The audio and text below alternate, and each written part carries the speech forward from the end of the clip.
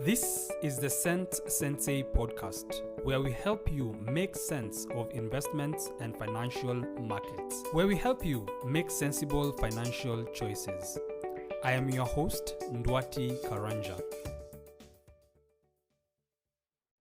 When stairs are built correctly, the steps are spaced in such a way that when you're walking up them or when you're walking down those stairs, you instinctively know where the next step is. Even if you have your eyes closed, when it's built properly, your foot is going to find a step where you expect it.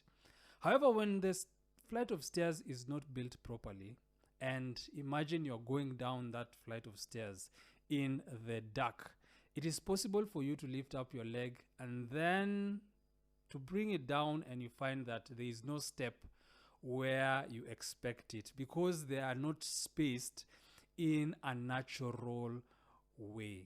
Insurance-linked investments can feel like those stairs that have not been spaced the way you expect them to be spaced, and you're going down that flight of stairs in the dark. These products have the potential to trip up your financial plans if you do not understand how they work. Right now, they are very common, and examples of them include education funds. And because of how long-term these types of investments are and the amount of money you're going to have contributed into the fund, it is important for you to understand how it works before you sign that contract. Therefore, in this episode, we are going to talk about how an insurance-linked investment works, what the pain points are going to be in that investment, and when, if ever, you should invest in one.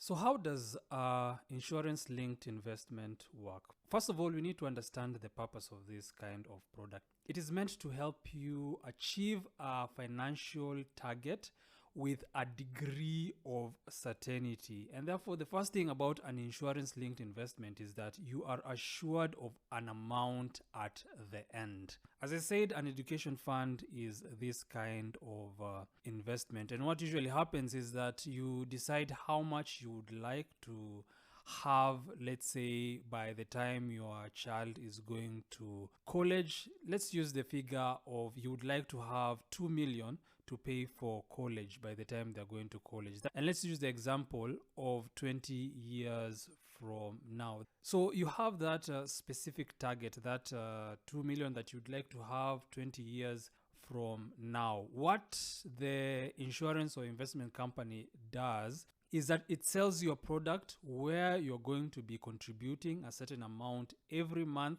and in exchange for those contributions, you are going to receive that amount at the end of those 20 years. The next thing that the insurance-linked investments usually have is that they often have an aspect of life insurance attached to them.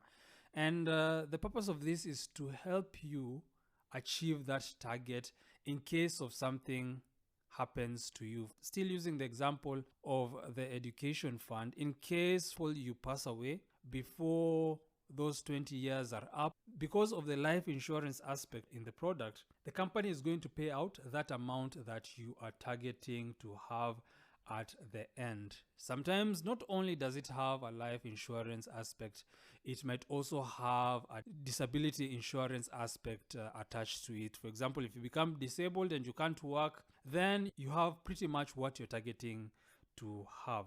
Therefore, whenever you are presented with an insurance-linked investment, do not think of it as an investment per se. Think of it as an insurance, because that is exactly what it is. When you do not understand that this is more of an insurance than an investment, that is where you come into the difficulties that are involved in this type of financial product. From the people that I've interacted with and that have bought this type of financial product, the pain point usually comes from the fact that at the beginning, when the agent who sold them that insurance-linked investment sold it to them, the agent did not disclose some aspects of this kind of investment that make it an insurance. And once people realize those aspects later, it becomes very painful for them. It actually disrupts their financial plans. And there are two main pain points that you're going to experience if you are not aware of them when you invest in this kind of product. The first pain point is that because it is an insurance, you cannot fail to pay those monthly contributions. Imagine if it was an investment, you can decide this month whether you're going to invest into that thing or not. However, because it is an insurance, you must keep making those payments over that period of time that you have committed to making those payments. For example, if you've committed to this product for 20 years, you need to make monthly payments to that product for 20 years in order for you to get that amount that has been assured at the end. In case you fail to pay those payments, it is usually possible for you to either lose most of the money or quite a significant amount of the money that you have been putting into that investment. And therefore, you need to understand that those contributions that you're making into the insurance-linked investment are more of premiums than savings. The next pain point that you're going to experience is the fact that quite a number of them usually have a lock-in period where you cannot decide to terminate that product and receive anything out of it. There's some that have a locking period of 1 year where you need to keep contributing. If you fail to continue contributing for that 1 year, then all the amount that you had put in during that 1 year disappears. Others have a longer locking period. For example, I know of one that has a locking period of 5 years, and so for those 5 years you need to keep contributing into that product. Otherwise, if you default for a while, you end up losing all the amount that you've been putting into the product for 5 years. Therefore, it is not a liquid product. You can not just decide to terminate it and then withdraw what you have been putting into it, because remember, this is more of an insurance than an investment. Therefore, those are the two things that are going to be pain points if you do not understand from the very beginning. Now that you understand those two aspects, then you're in a position to understand when you would invest in this product.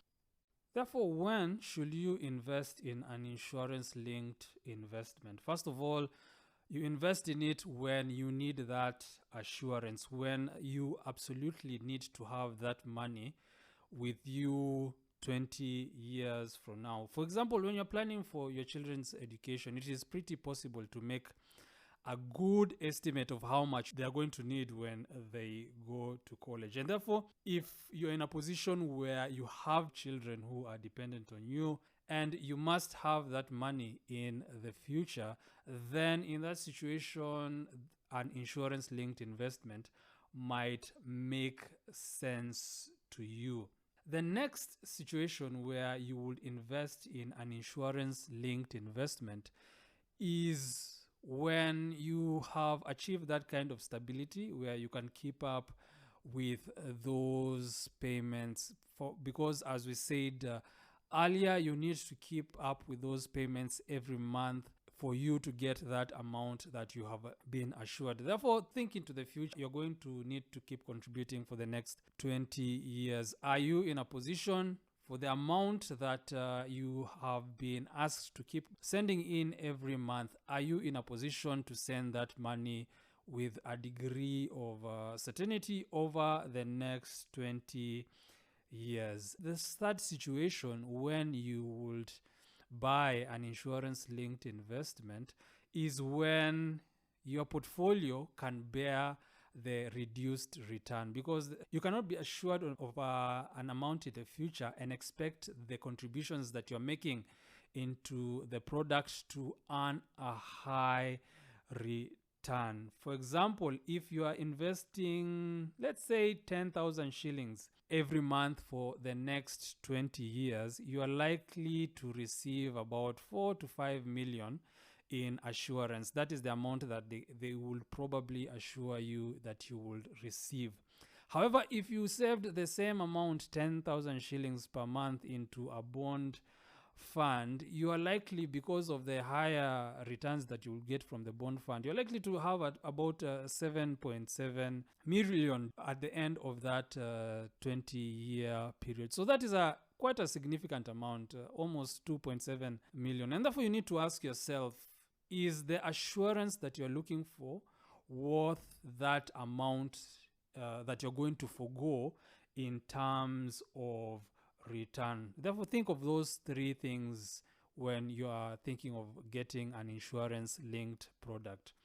So in conclusion, an insurance-linked investment is basically more of an insurance than an investment. You are being assured of an amount in the future, and in exchange for that assurance, you are going to keep contributing a certain amount of money every month. Remember, if you default on those amounts of money that you're supposed to be making in every month, it is possible for you to lose part or totally all the amount that you have been contributing. And the times that you buy this kind of product is when you need the assurance, when you have achieved the stability to be making those monthly payments, and finally when your portfolio can bear the reduced returns that you get from that kind of product. The worst thing that you can do when it comes to your finances is to save for 5 to 10 years, and then one day you wake up and you find that things are not what you have